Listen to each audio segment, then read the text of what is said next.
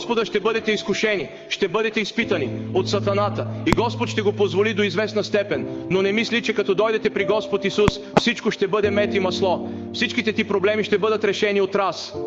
Не, ако мислите по този начин, грешите. Виждате ли, когато дойдете при Господ Исус, Той може да не промени ситуацията ви, но определено ще направи нещо със сигурност. Той ще промени вас.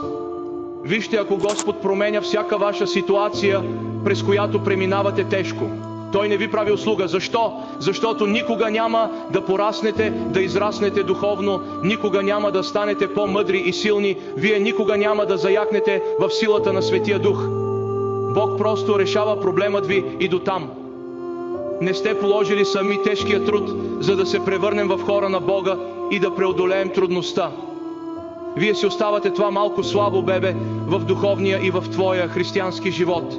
Така че, когато помолиш Господа да поправи ситуацията, да реши проблемът ти, Той може или може би ще го направи, но със сигурност ще промени теб, за да станеш по-силен в духа, защото следващия път, като се появи същия проблем или подобна проблемна ситуация, вие ще можете да издържите и да ги преодолеете.